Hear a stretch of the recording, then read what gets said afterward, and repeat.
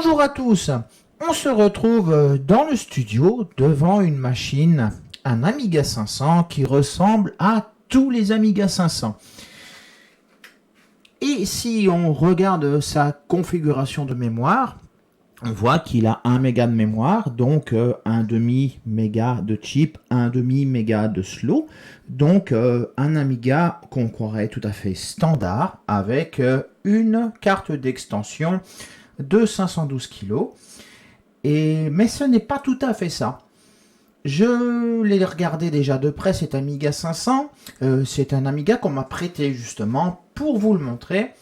C'est un Révision 5. Ce que je vais faire, je pense, en premier lieu, c'est qu'on va le démonter, c'est-à-dire qu'on va enlever le capot et le shield, le clavier, et je vais vous montrer l'intérieur de la machine.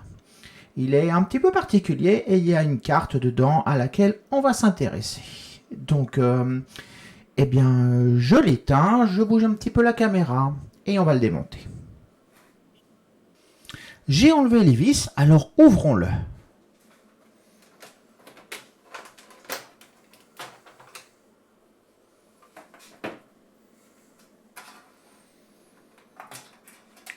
Donc comme on le voit déjà, bon, il a un Gotek, mais il n'y a rien d'exceptionnel ici.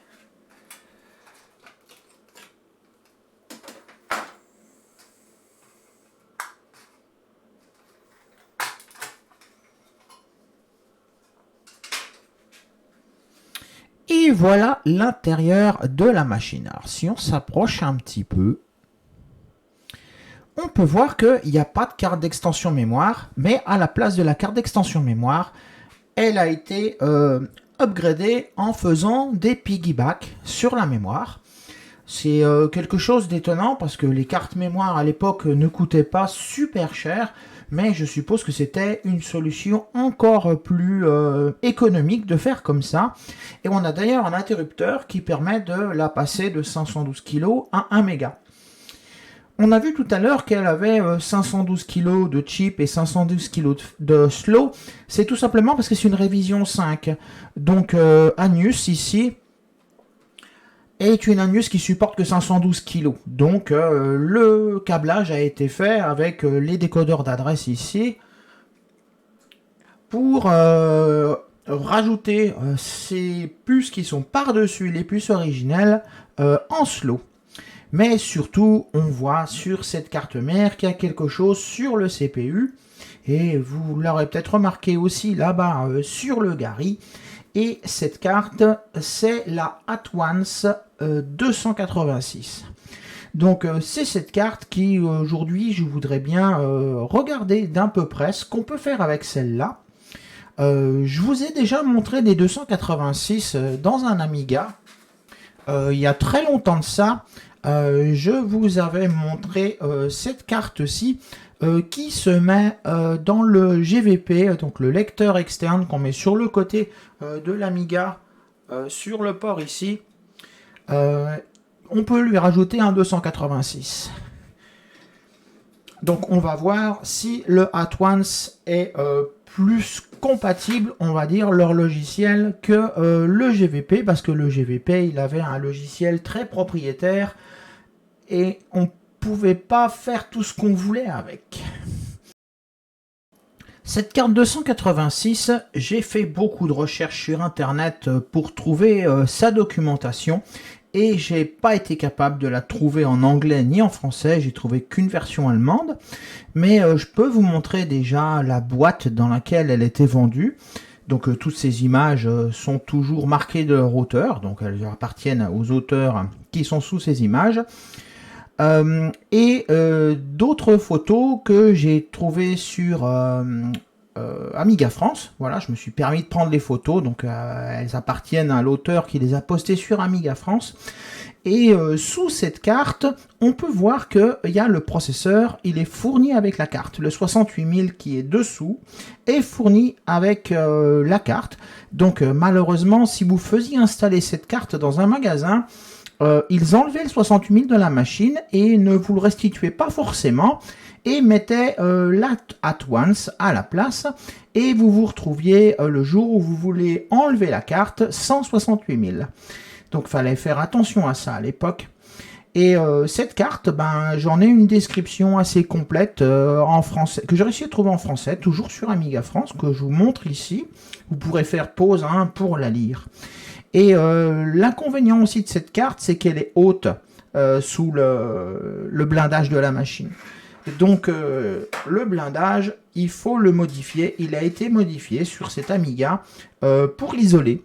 Si vous ne faites pas cette isolation et que vous remettez le blindage directement sur la carte, c'est le court-circuit. Et il y a un article d'ailleurs sur Obligeante de quelqu'un qui dit que quand il l'a acheté, eh ben, il a remis le shield sans le protéger et l'Amiga était fichu. Voilà, pour la tester, cette carte, je vais remonter la machine, parce qu'elle n'a pas besoin d'être démontée. Je vais brancher mon HD8+ dessus, après lui avoir enlevé le 286, pour pas avoir de conflit, parce que j'ai le GVP dedans. Et on va installer les logiciels sur le disque dur, et il y aura plus de mémoire avec le GVP d'ailleurs, ce qu'il ajoute 8 mégas de fast. Et ça ira mieux. Et il y a déjà les Workbench dessus, et je pourrais installer avec les images de disquettes trouvées sur le Big Book of Amiga Hardware, je pourrais installer les logiciels et j'espère pouvoir vous la montrer.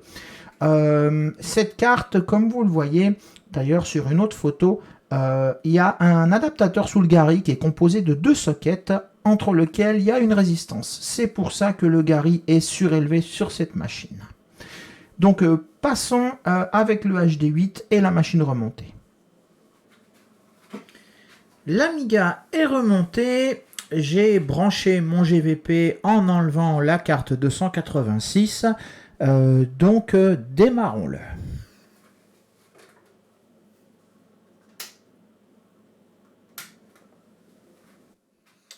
Donc ce disque dur, je vous laisserai même un lien dans le coin là-haut vers la vidéo où j'avais fait un tuto d'ailleurs pour démarrer différents Workbench en fonction de la ROM de la machine. Donc là, comme il a une ROM 1.3, il va me charger le Workbench 1.3. Si je mets une ROM 2.0 ou que je soft-kick une ROM 2.0, il me chargera le Workbench 2.0. Et si je mets une 3.1 ou que je la soft-load, il me chargera le Workbench 3.1. Donc voilà, donc j'ai mis la disquette d'installation sur la clé USB.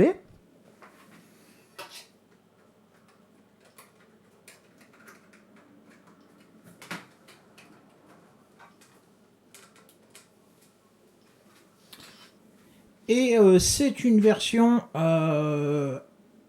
qui s'appelle At-Once Classic parce que j'ai récupéré la dernière version, mais de toute façon, quelques versions que je récupère, elles sont toutes en allemand.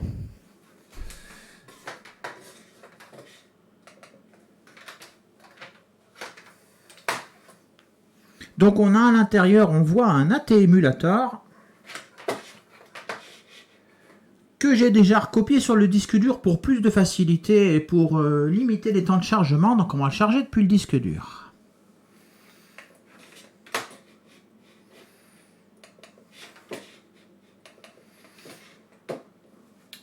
Donc on voit qu'on a l'émulateur ici, alors on va le lancer.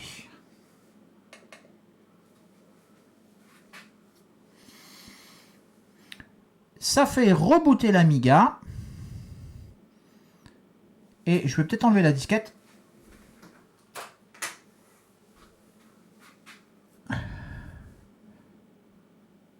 Et ça m'a planté l'Amiga. C'est pas des plus stables, je dirais, cet At-Once de ce que j'ai pu en voir.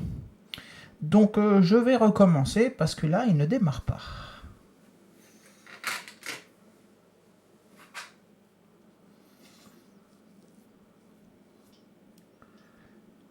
Je ne sais pas en fait si c'est l'Amiga qui est instable ou si c'est la carte At-Once.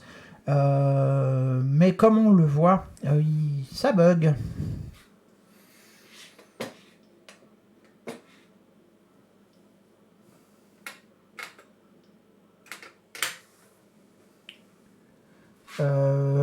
Mais si on change, on voit qu'il a démarré le PC.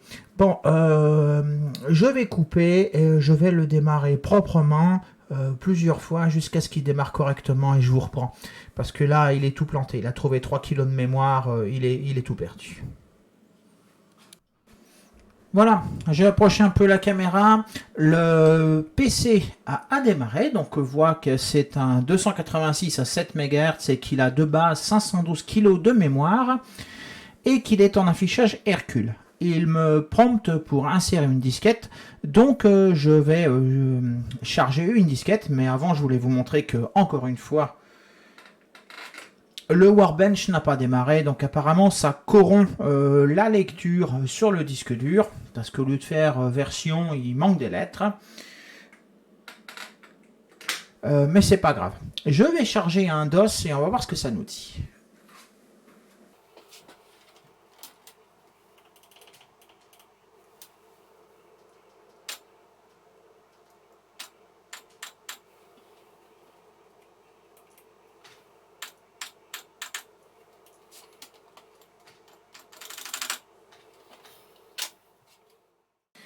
Bon, eh bien, après de multiples essais, je n'ai pas réussi à lui faire charger un DOS.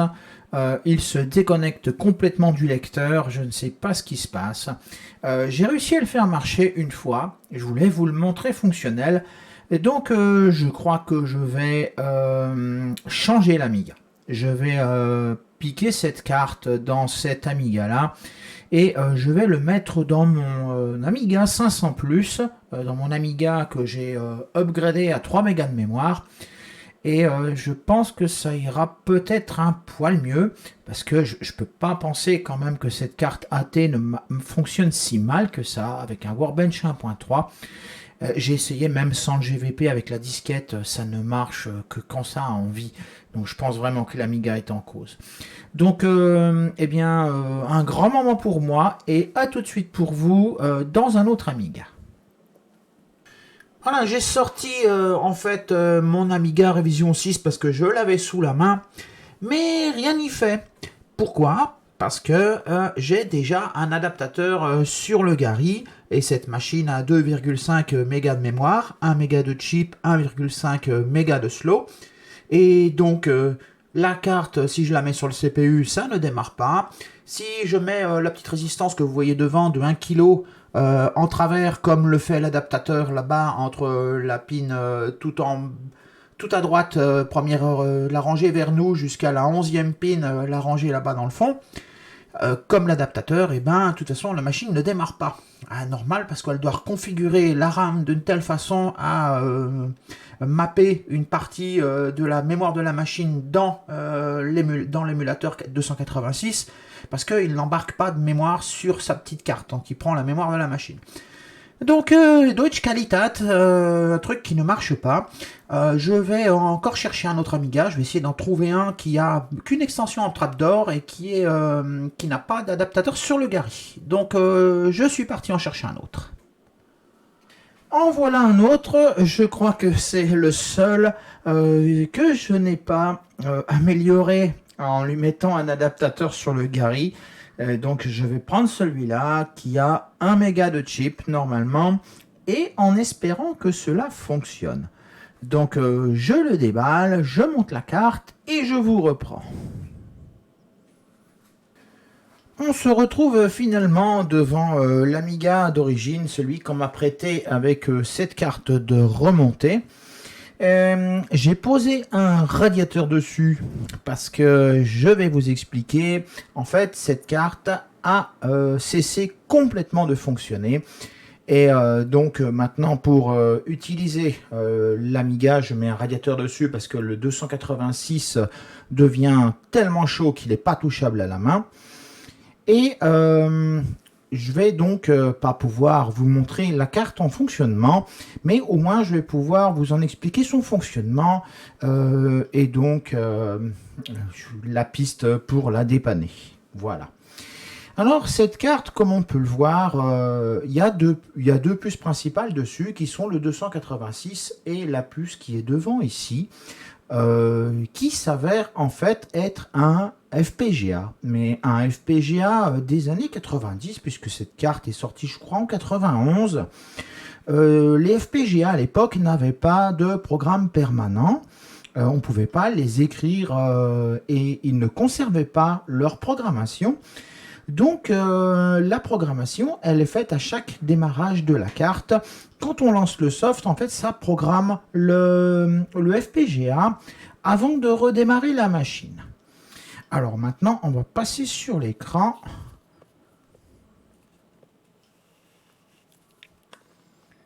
Hop. Et je vais vous montrer un petit peu tout ça.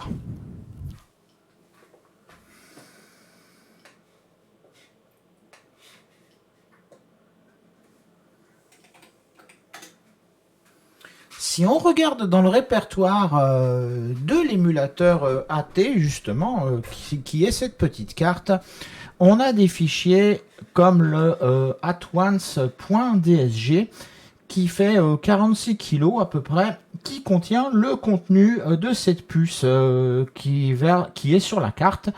Et dans certains cas particuliers, on peut la remplacer par ce fichier-là. J'ai pas vraiment compris la doc en allemand sur l'utilisation de ce fichier, mais je crois que si c'est sur des très très vieux Amiga, quoique celui-là étant en révision 5, peut-être que ça s'applique, je ne saurais dire.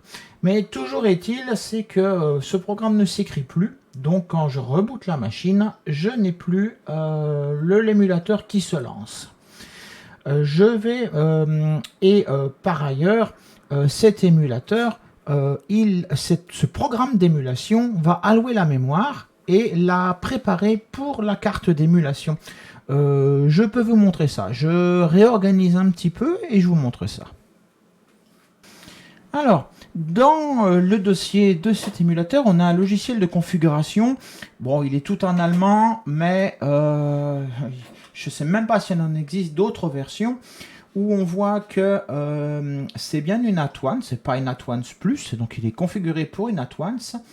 Et on peut régler, dont tastature c'est le clavier, le lecteur de disquette, le disque dur, l'adaptateur graphique, la mémoire ainsi que la souris et les ports RS232.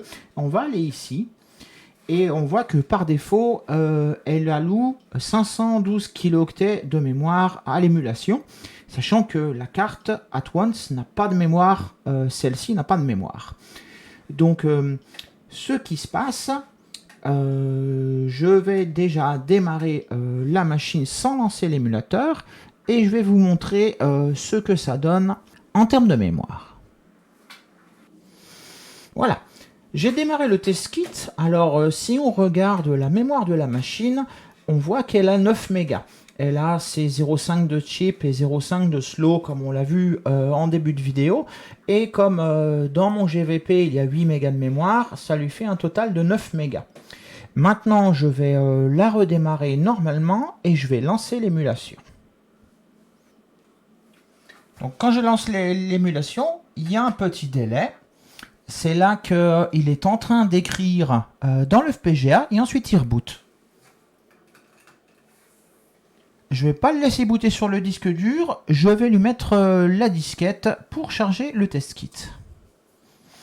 Et maintenant, si on va dans mémoire, eh bien qu'est-ce qu'on voit? On n'a plus que 8,5 mégas, on n'a plus 9.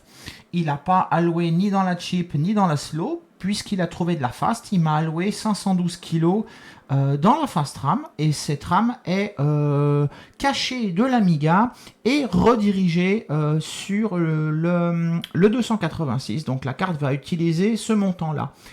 Et maintenant, on va refaire un essai. Je vais le redémarrer et je vais lui dire d'allouer 2 mégas par exemple, et on va voir ce qui se passe.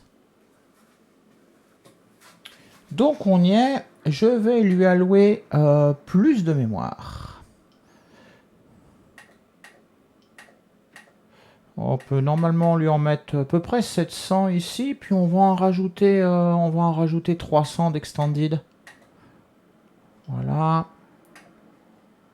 On va réduire un tout petit peu. Voilà, on a à peu près 1 méga, hein, pas tout à fait parce qu'il va me manquer 24 bits, mais on va le sauvegarder comme ça.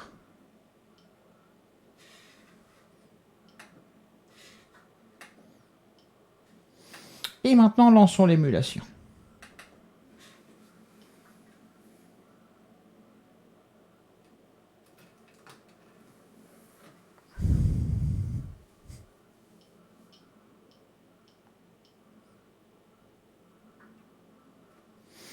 On se retrouve à nouveau sous le test kit. Et voilà, on est descendu à 8,25 mégas. Il m'a pas consommé tout le méga, il m'en a pris 750 kilos. Donc je pense qu'il n'a pas pris toute mon allocation de mémoire. Mais on voit qu'il consomme bien la mémoire et qu'il la donne à l'émulation. Voilà, ce sera malheureusement tout pour cette fois. Parce que j'ai du fait, maintenant que j'ai trouvé à peu près ce qui va pas sur cette carte, ce que je pense qui ne va pas, j'ai commandé ce FPGA.